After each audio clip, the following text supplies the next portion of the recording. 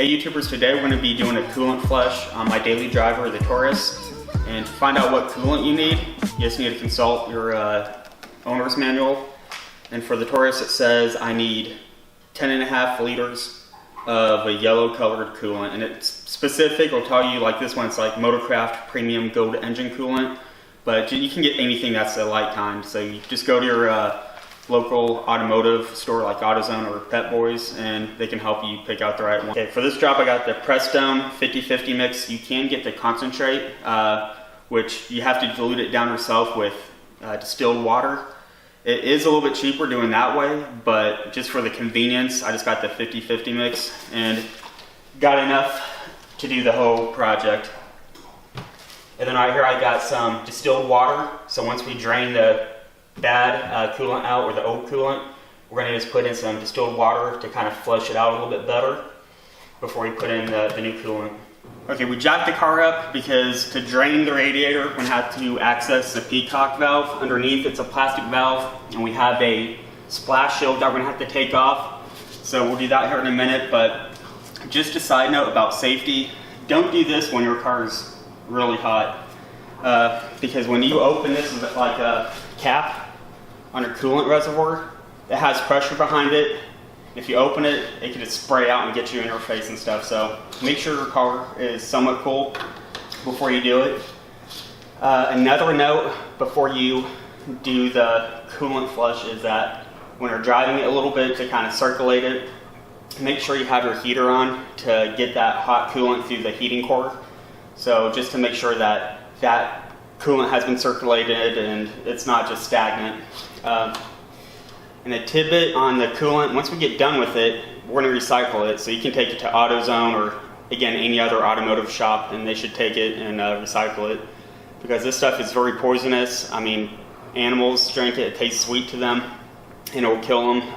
And same thing with humans. So this is very dangerous stuff, so don't throw it in the back lawn or put it in your garbage can. Take it and get it recycled.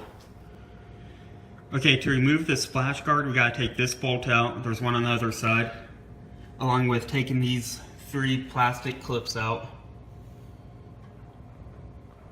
I stand corrected, we need to take a few more bolts out to take the splash guard off.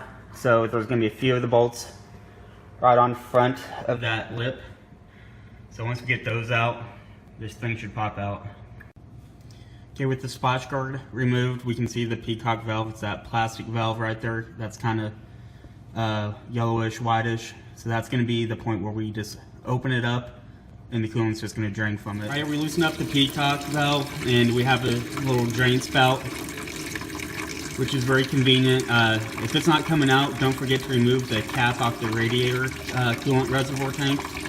This will let it flow out just how it is right now. Okay, as this is draining out, you can see that the reservoir tank is pretty clean.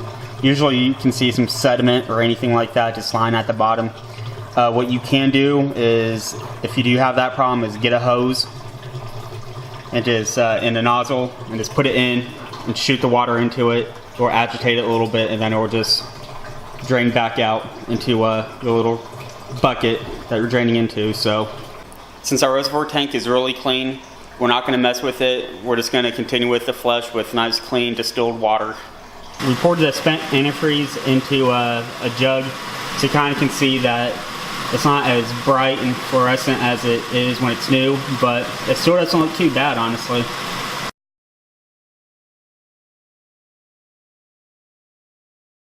So right now we're going to take the thermostat out. This is going to help reduce that restriction of the thermostat from preventing the engine coolant going to the radiator, so it's just going to be free flowing.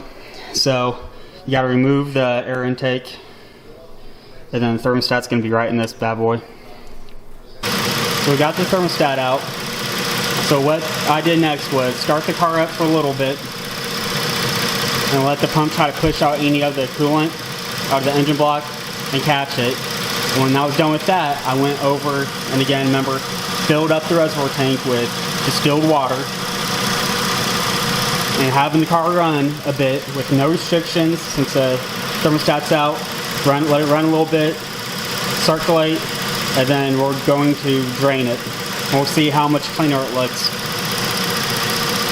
We just got done draining the water from the first flush.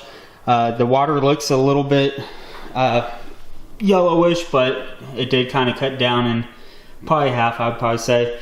But what we're going to do now is just install the thermostat. Okay, make sure you put it in the correct way. So it was this way. We have a little rubber gasket on it. So the rubber gasket looks pretty good still, so we're just going to stick with it.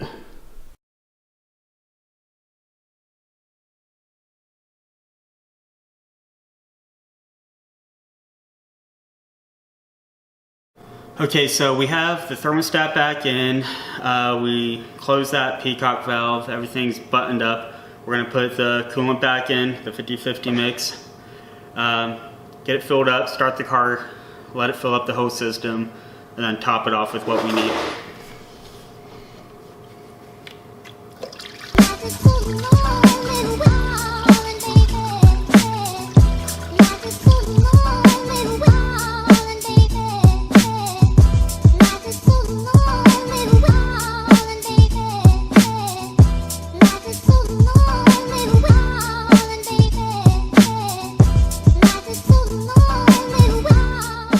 This concludes coolant flush.